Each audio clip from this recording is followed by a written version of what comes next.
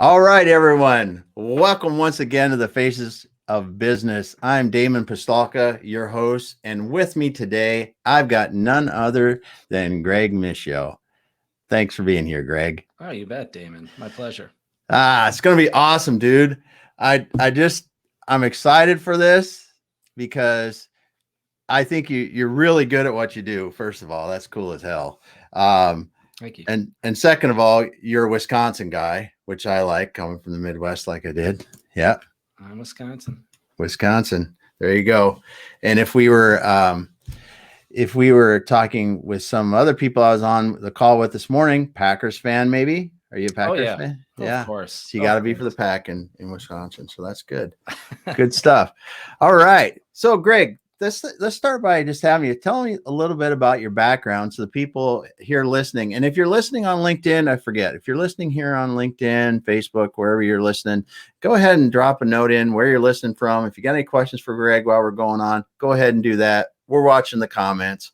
We'll get back to you on that. So, Greg, let's start out by learning a little bit about your background and how you got into writing and then content writing, and then now like you're doing for B2B content writing and helping people do that. Sure. So my background is I'm a writer first and foremost. I was a copywriter back in the old, not quite the Mad Men era, but I was an ad copywriter for ad agencies.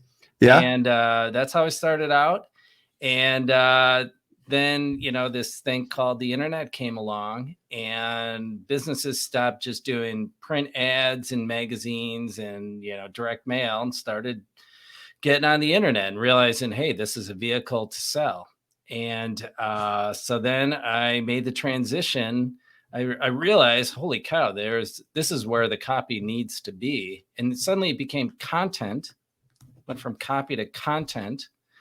And now that was kind of the transition I made, is to start to write for websites and blogs and, social media and things like that. So, along the way, I realized, hey, there's more to just writing copy now. Now it has to be strategic in terms of search engine optimization. It has to fit into a social media strategy. And so that's all kind of encapsulated with content marketing. Yeah. It is a lot different. So that's for sure. I'm looking at my notes because it has to be a hell of a change coming from writing print copy to trying to think about the specialized writing just for the different platforms and the different and stuff like that. It has to be a lot, or is it not that big of a change? Oh yeah, it's pretty huge. I mean, I'm still thinking about ways to find the internet cord that's connecting us all and snipping it, so we can just go back to print ads are fun. I mean, it's writing a headline and coming up with a concept for the ad, the 1 + 1 = 3 with the headline and the image. And, and the other thing about those days is I remember reading this copywriter wrote, like, you are lucky to have this job. Don't ever forget it. And, I've never heard anybody say that because, you could spend, if it came to you, you could come up with a great idea in an hour and, you're done for the day. Yeah. So, yeah. Because if you're an idea guy, that was the thing. So, those were great days. And since it was really hard to prove ROI, you just knew you had to do it. People would spend a lot of money on it. And of course, direct mail is much more, you can trace it. But, that's fun. I think there's that element is still out there in terms of creativity. It's just a little bit different. It's a little more strategic. You got to be a little bit more strategic, but there's still creative problem solving. But it's it's a little bit different. For sure. Yeah. I mean, I could still go work in an agency and do that. But I think what I like about the content marketing is it's ongoing. It's ongoing work for us. And you really do see the benefit for the customers. I do know I was a little more cynical in the days of working as strictly a copywriter, especially just doing stuff where, you're not even sure if you're making a difference. Whereas now, you're making a difference, and you definitely know if you're not making a difference. Yeah. Because they can measure, it's all can be measured now. It can be measured. I mean, there was a great, I was just reading a state of marketing approach from HubSpot today, and talking about how companies are now, one of the main ways companies are measuring the effectiveness of content marketing is total sales.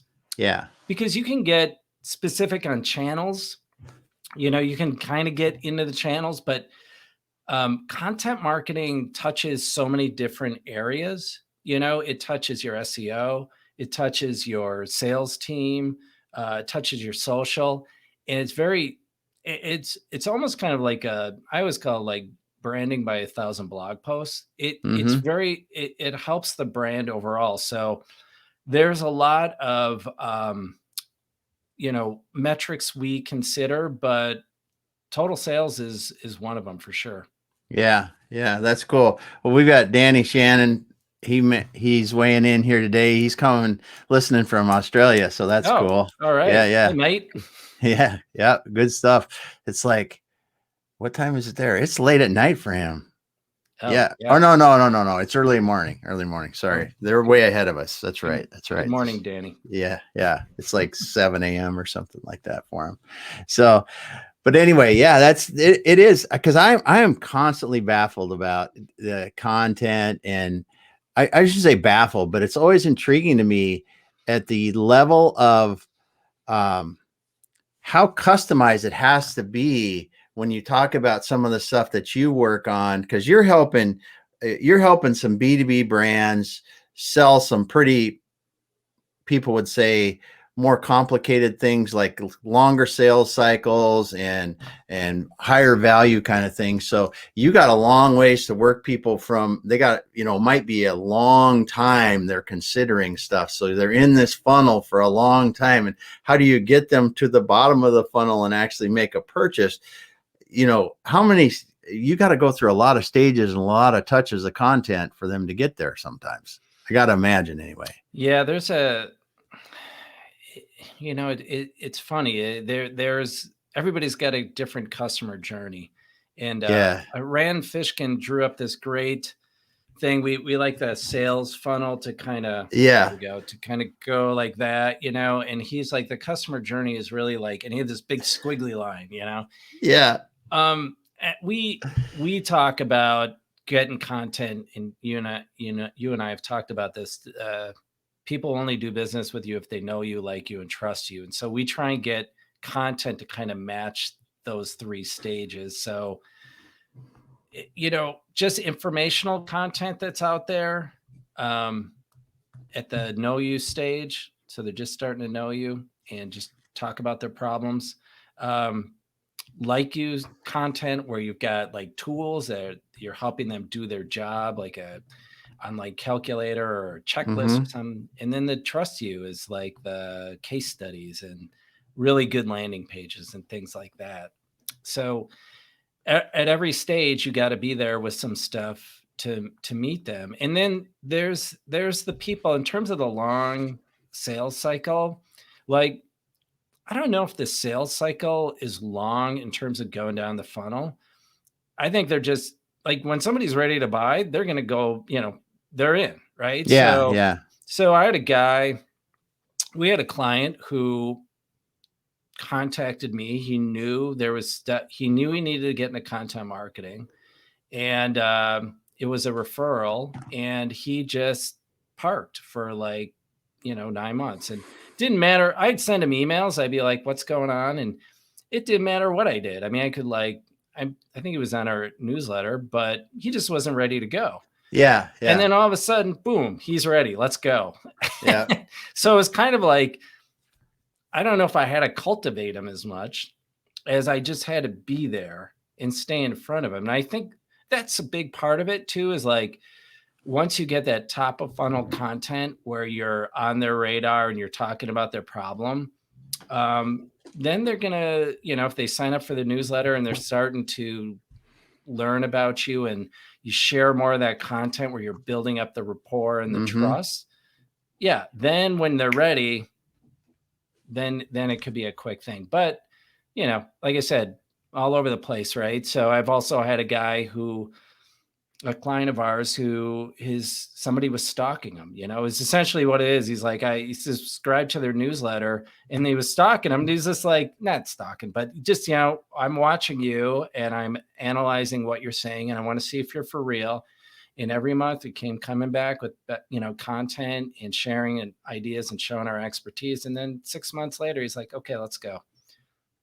Yeah. So yeah, it's it's kind of a dating game, I guess. Yeah. Courtship. Yeah, it is. And I think about, the know, like, and trust. And I see so many people that try to go right past that and say, hey, you want to buy something from me?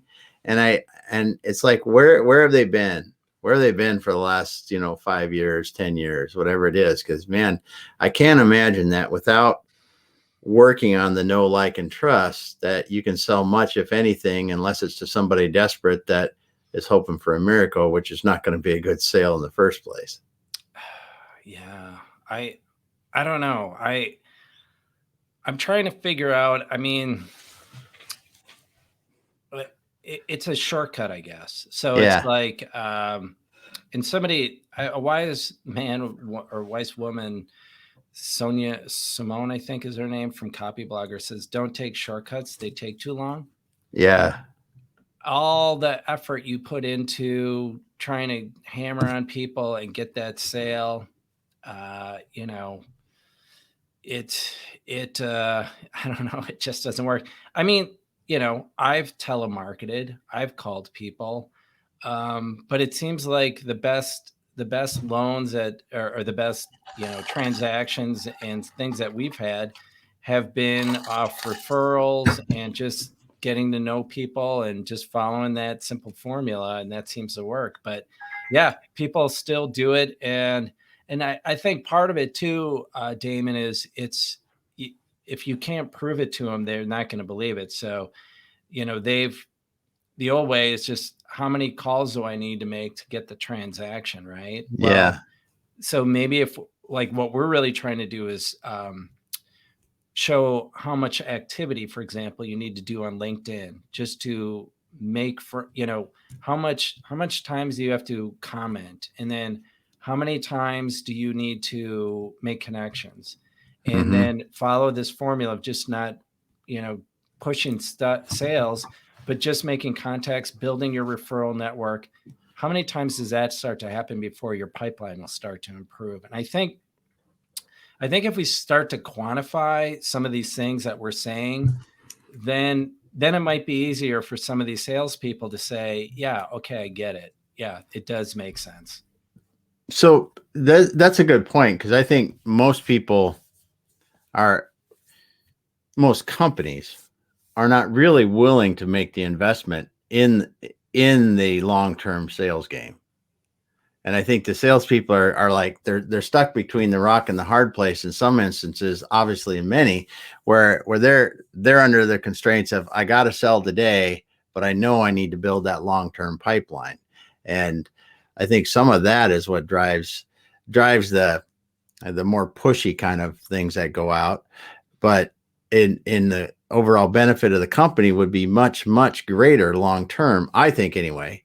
And I'm asking you a kind of paraphrasing or asking you a question the wrong way, but do you agree that if we took a little bit longer term approach and really worked on the know, like, and trust, that the sales will come if you're saying the right things and speaking about the right things? Well, ask Apple. Apple's great point. Apple's built this incredible brand. Point. Think about all the big brands, and did Apple do that through telemarketing?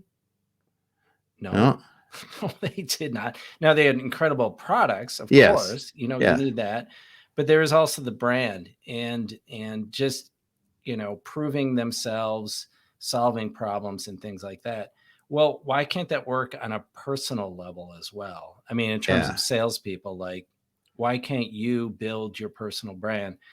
There's some really great folks out there. And I mean, Damon, I mean, I think you're a great example of what you're doing right now is you're trying to help people out there, through this show, through what you're doing with Kurt. And I know you're starting to see the results of all these efforts, just trying to help people along, and you get your name out there in the process. But people see Exit Your Way, they start to get interested, and they understand that you are an expert and a thought leader.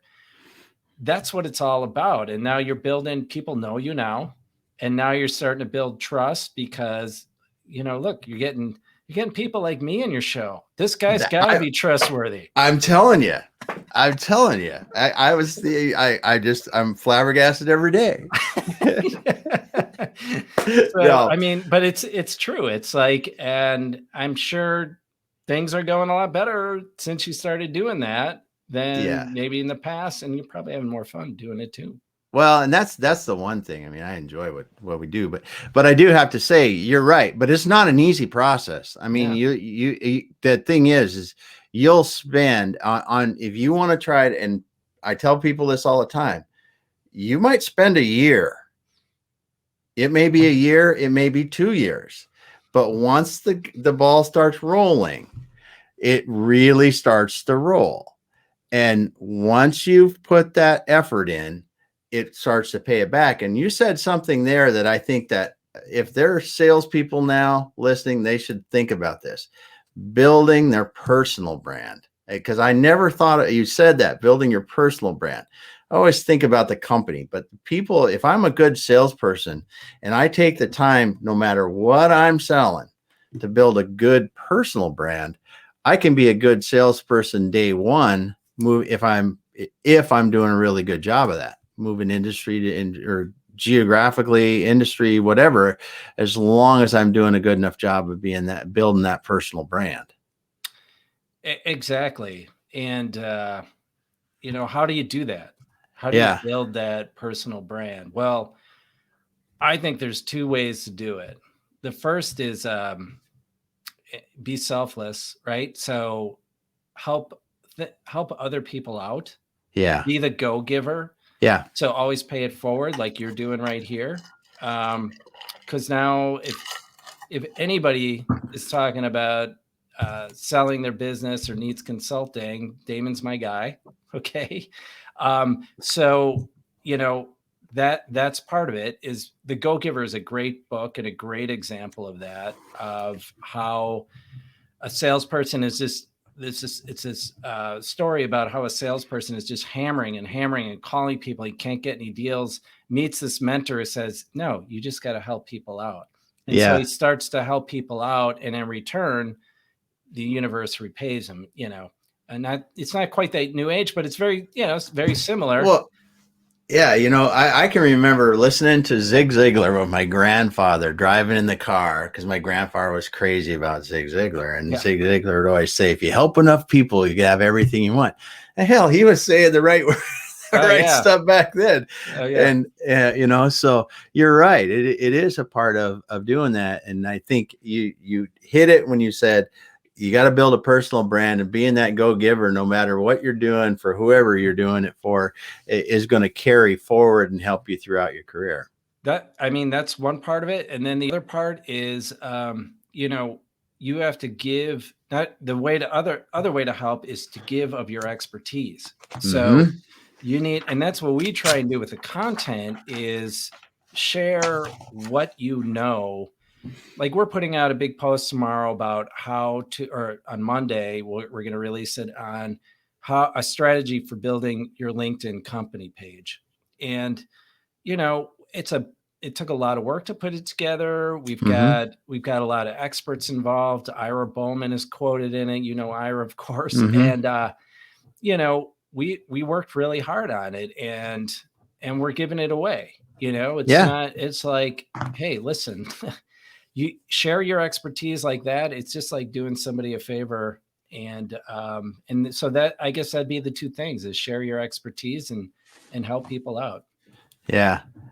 Well, and sharing the expertise. I mean, really, I've heard people say, well, you don't want to give someone everything. And I'm like, you know what? You can't give somebody enough, because at the end of the day, there's all kinds of people. There's do-it-yourselfers that are going to do it themselves no matter what. So give them the information just so they can not, kill themselves trying to do something. And then there's the people that are never going to do it no matter what they hear, they might listen to it. And then there's the people that are going to realize that maybe I should let an expert help me because I can get it done faster. Yeah, I'm going to pay somebody some money, but I'm going to make more money or be happier in the long run. And those are the people that you're talking to. You talk to all of those groups, but that's the group that you really want to make sure that's in the room. Well, and the other thing too is, unless you have like a patented drug or something, what are these secrets that we can't give away? Exactly. You know what I mean? Like, and the other thing is, it's like, what? Okay, so that's all you're going to do? You've got this secret and you don't want anybody to know it? Like the world's never going to change and you're not going to keep changing and adapting and doing, give it away. Yeah. And then, like you said, the people who need you and not the DIY people, and the copycats who do steal you, they're just going to sit around and wait for you to do the next thing while you're getting better. Yeah, exactly. Coming up with new stuff. So exactly. No, you're exactly right. It's like it's when you can do things in an industry that nobody else can do, and you've seen manufacturers do this. I'm sure they come up with a new way of doing something for them that can really make a big difference in their industry. And by the time somebody else catches up with that, they're already, if they're good, they're 3, 4, 5 steps ahead of them because they made that leap. And if the same way in your content strategy or anything, if you're out there and you're trying and improving and learning, you're going to be ahead of people, just because if you're got that improvement process and really honing your message and how you're trying to help people and helping more people, like you said, with talking about the problems, tools to help them, and showing how it's helped people, it's a formula that will win.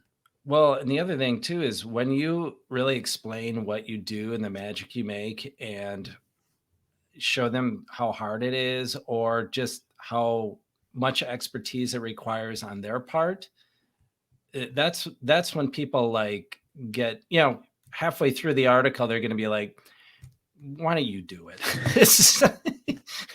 That's a good point. Like a real pain in the ass. Why don't you do it? Yeah.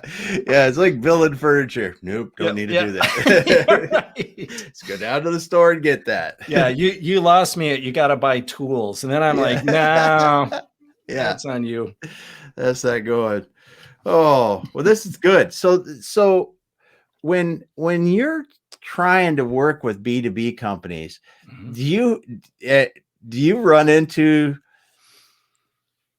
that they're so technical about what they're doing that they really can't explain it to people, and you're kind of like a conduit that goes, okay, I don't understand, so I have to take what they're saying and convert it into something that I can understand, and then other people will be able to understand it. Yeah, I think it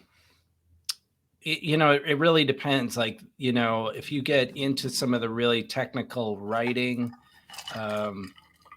we have a client in the converting industry, and they don't write for we don't write for the technical journals. Yeah. Converting people put out. And, my father was an academic and used to write a lot and publish. And I remember reading his stuff and being like, I can't read this.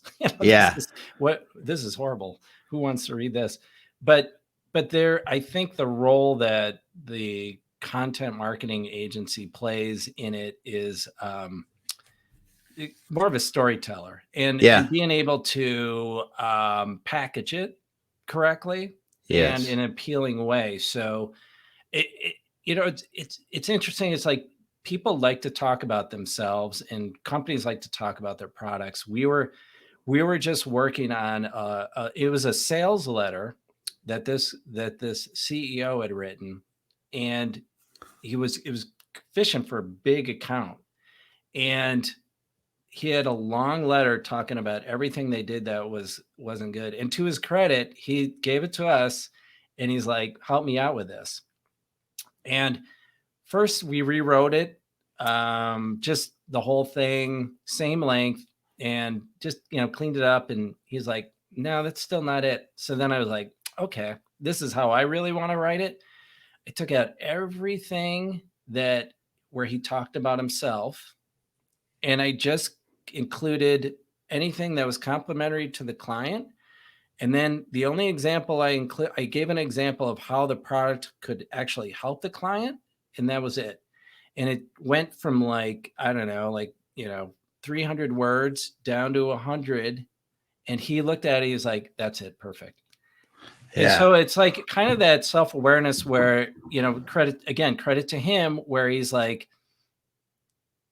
I'm too deep in it. And I need somebody to say, here's the value to the customer, and somebody's on the customer's side, really. Yeah.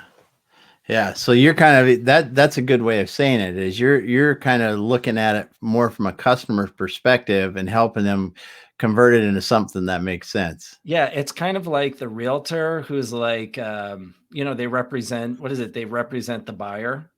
That's what we represent the customer. Yeah. Yeah. It'd be a way to look at it. Yeah. So what do you think that the biggest challenges are in content creation now, content, the kind of roles that you play? There's a lot. I mean, I think it kind of stems from starting at the core, like what is understanding what the customer really wants and doing the research to find out. And then, what are the top elements? Like we do, when we do our customer onboarding, we talk to the customers and we interview them, and then we have a market researcher go through and analyze the language and see who is saying the same things the most. And that way it's like the client knows what they want, but they don't know what the priority is. And if you can find out what the priority is and what the real hot button is, that can make all the difference in the world. So, starting there, then it's a matter of execution.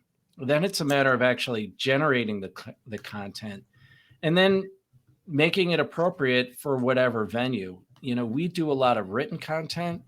There's a lot of ways to reach with podcasts. There's a lot of video, but I think like everything's kind of got its place, and it's, trying to get in all those different realms and figuring out a way to do that with your content. Yeah. I mean, that's kind of the challenge. Yeah. Yeah. I think you're right. It is. And you said something that I can't believe how many people mess up, including myself and our company, is the initial customer research is not deep enough. I mean, we think we know who we sell to, but we really don't. Yeah. I mean, it's hard, and you're always, it's hard, I think, too, because there's only one company I know of. They're a market research firm that does it really well and has created this methodology that I read a post about it on our blog called Proof Positioning. Grant Gooding's doing some amazing work out there. They've managed to connect like a quantifiable way, so they'll get a quantity of customers.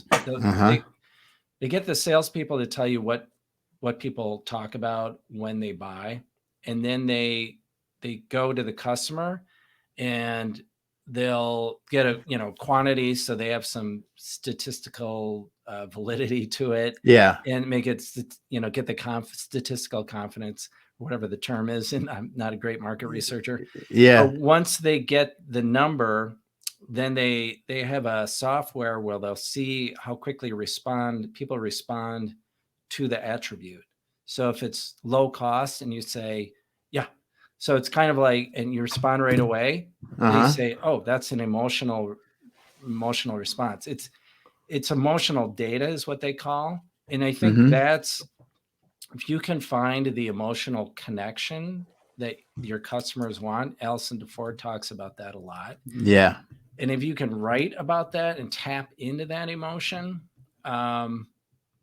that's when you'll win. And so that's what this company does. It's like when I say, Damon, how important is it that your son is safe? And, you'll be like, on a scale of 1 to 10, 10 being the most important, you'll be like 10, like right like that. Damon, how important is he that he goes to an Ivy League school? Yeah. Okay. And then you're like, 5 and whatever. And then it took you a while to respond. But that immediate response, that visceral response, I mean, that's, and so then this company does that. And then they tell the salespeople, this is what you say.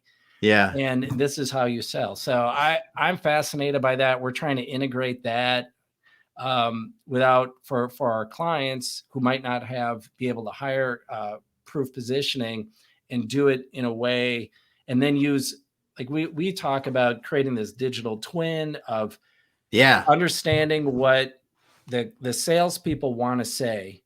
And we create this kind of use content as a digital twin. So this is what the salespeople say they want to say, and create this digital twin that sits out there like it is in manufacturing, used for prototyping. It's a digital representation. We say, make the content be that.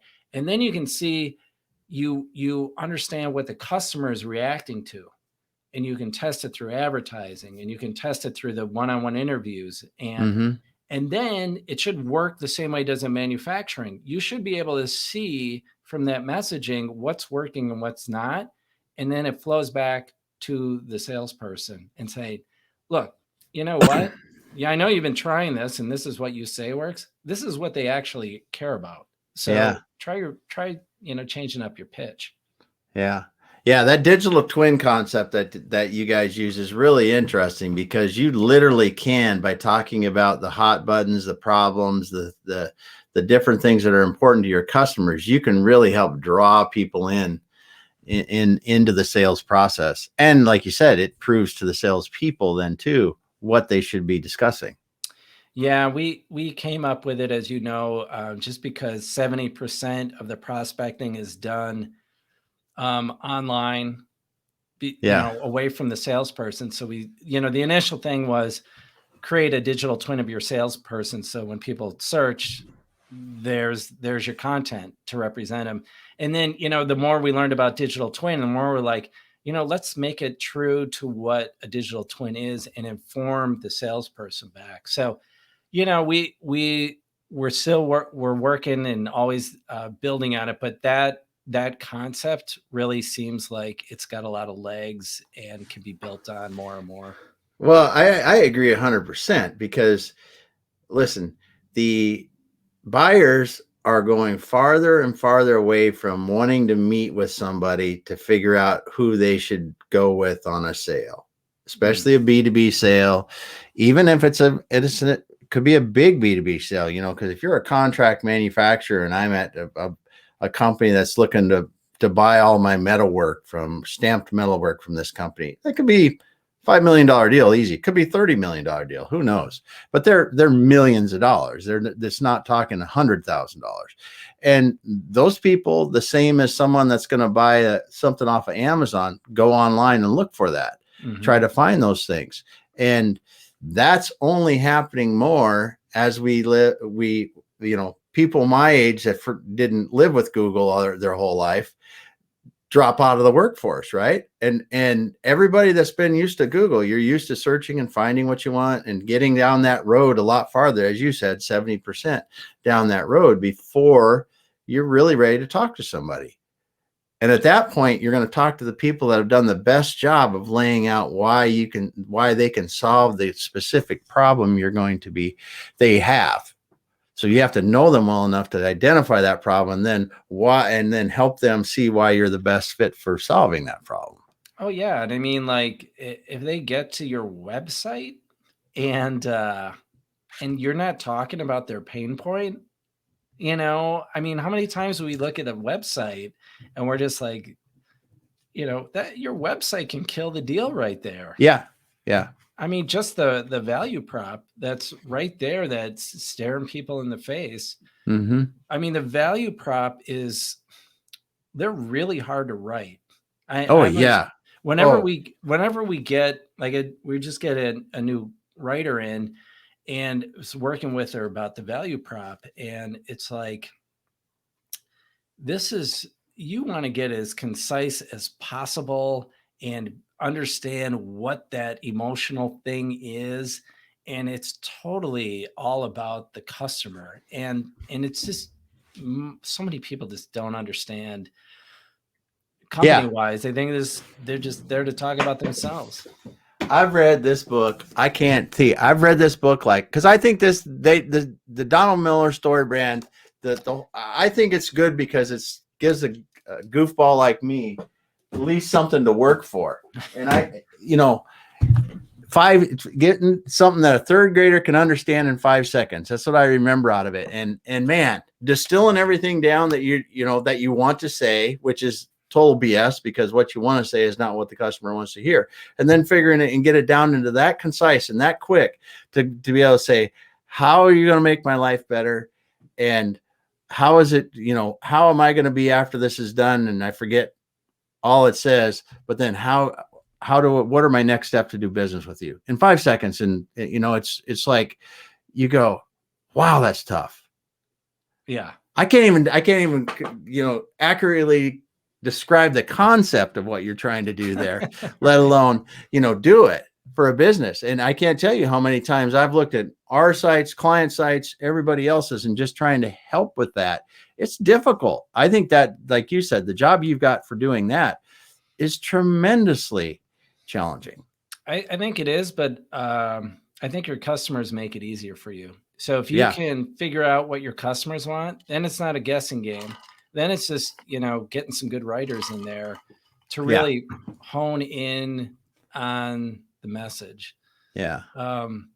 It like we when we were writing our value prop on our website, I think we've got it now. We manufacture more than just content. We give you the right approach. And I like that when we did our market research with the marketing department leads, we found that was the one thing I think, like, emotionally they were worried about, is like, they knew they could. It's like a lot of marketers have paralysis because they don't know if they're doing it the right way. Mm-hmm. And so they, rather than just try some things and experiment, they just won't do anything. And they're petrified because they really don't know the approach that's right. What am I doing with the content? Is it right for SEO? Is it right for, social media? And so they'll just sit there, and it's like the approach, it can be more critical. The content is the easy part to me. It's like making sure you got the right approach. That's where the money comes in. Yeah. Yeah. But like you said, the customers help you. Customers have all the answers. Just go talk to them. Yeah, that's for sure. Well, and it's amazing still. And working with manufacturers as you do, as we do, that's something that I think it comes back around again. I think manufacturers are now beginning to realize more and more and more and more every day that they have to understand that customer better and better and better, and niche into their specific, where they're the best. And then that content, their website, the way they talk, everything should go right for that. What's interesting too, and just to build on that a little, Damon, is like, I was talking, one of our manufacturing clients told me that their machines are the result of incredible amounts of customer feedback. And what he meant by that was, every time there was a problem with the machine, the customer would tell them and they would change it. Yeah. So I think a lot of manufacturers are talking to their customers. It's like part of their process. It has to be, right? Yeah. Because that part doesn't work. Yes. Like, you need to fix it. So like, they're in that mode on the floor. Yes. But they're not in that mode in the marketing. 100%. You hit right there, because they know exactly what their pieces they may go to, or how their product is used in another product, or how it solves a problem. You know, Caterpillar knows how their bulldozers work out in the field, but they don't understand the problem of the person that buys that bulldozer well enough to accurately tell them how, or show them how it could help them, maybe, Yeah. or something. And one thing we do with our content too, like in that top of funnel where we're trying to get people to know us, is you're solving this part of their problem, this little narrow niche, your product, but what's their bigger problem? You know, what are they really trying to do? And that's where you like start to integrate in other people, other experts. So I'm going to go back to that LinkedIn post we created. Mm-hmm. You know, we're good at LinkedIn, but there's people out there who, you know, they live and breathe it. And I'm like, hey, man, you're good. I'm going to bring you into my customer's bigger problem.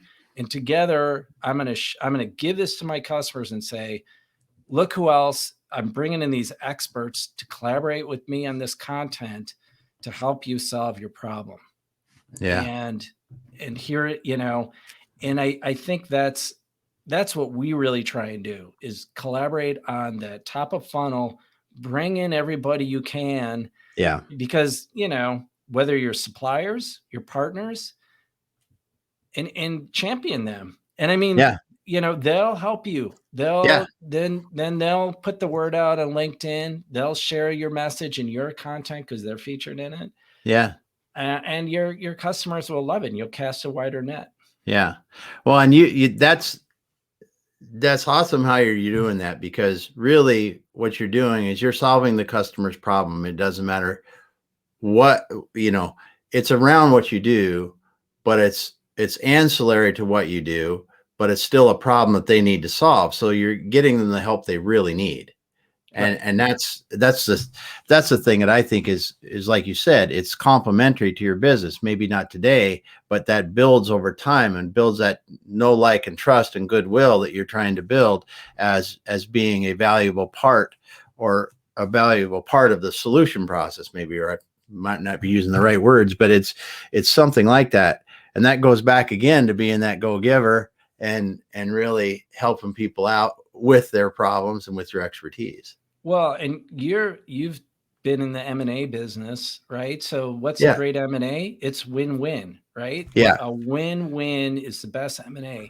So what's a win? Think win-win marketing.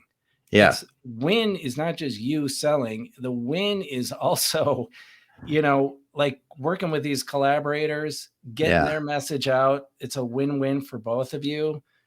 You get access to their social network, you get an inbound link, and then, you know, everybody's helping the customer. And And you know, it's funny that you said that when you mentioned M&A, because one of the things that Andrew and I work a lot on is really understanding the buyer profile for a given company that you know, because we're helping them get them to the size they want, set up like they need to be, and doing a lot of hands-on work there. But when we get to the end and we go, okay, even when we start, we have to understand where we're going to get to the end, because the way a company has to look to be attractive to their target buyer audience is very different based on, am I going to sell it to an individual person?